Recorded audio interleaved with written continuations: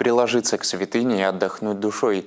Ежедневно Тихвинский монастырь в Цивильске посещает множество паломников. В этом году обители исполнилось 350 лет. Среди тех, кто приезжает в совсем небольшой Цивильск, подавляющее большинство – паломники. Их привлекает древняя святыня края – Тихвинский женский монастырь.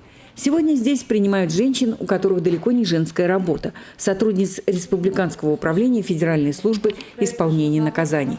Прежде всего, путь любого паломника к главной святыне монастыря – иконе Божией Матери Тихвинская.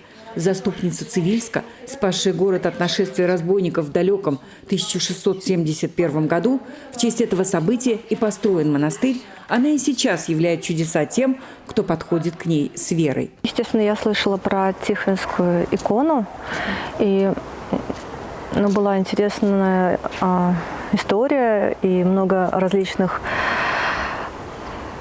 чудес, связанных с данной иконой. И это я под впечатлением нахожусь. В храме священномученика Харлампия есть еще один чудотворный образ – мироточивая икона Архангела Михаила. Рассказав о святынях, сестра Валентина ведет паломниц в главный храм, восстановленный Тихвинский собор. Здесь продолжается разговор об истории монастыря. Монастырь был очень богатый. Он имел вывездись из золотошвейки, иконописицы, ставился розами, цветниками.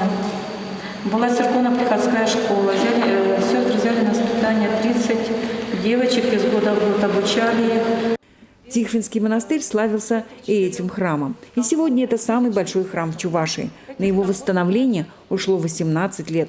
Сюда постепенно возвращаются древние иконы. Этот образ Спасителя хранился в Тихвинском соборе до его разорения в 1925 году. Здесь можно в полной мере ощутить величие и благодатную тишину храма, выпить воды, привезенной из святого монастырского источника, а затем отправиться в тихую беседку, увитую виноградом, как райский сад, чтобы послушать монахиню и получить ответы на множество волнующих вопросов. И когда вы будете просить: Господи, покажи мои грехи. Сначала, как в темную комнату войдете, если маленький лучик света попадет, вы только видите очертания предметов, да? Темно в комнате, вы ничего не видите. Так человек, который новоначально приходит к Богу, он начинает молиться, благодати у него мало, потихоньку входит Господь, да? И показывает самые страшные грехи в этой темной комнате. То есть какие-то очертания предметов, какие-то очертания грехов вы себе начинаете видеть, да? Ходивший постоянно в храм, вы постепенно, Господь благодать дает больше и больше. И когда вы заходите в комнату, спичкой черкаете или фонариком, вы уже больше видите, да, предметов. Так и когда больше благодать входит в человека, человек начинает больше в своей душе видеть грехов. Многих вещей мы, конечно, не знаем, в своей обыденной жизни. Многие ее слова заставили задуматься о том, правильно ли мы поступаем. Захотелось мне чаще приходить в храм, привести сюда своих детей. Цивильский монастырь гостеприимен. Здесь никогда не отпустят паломника, не накормив его не только духовной, но и телесной пищей.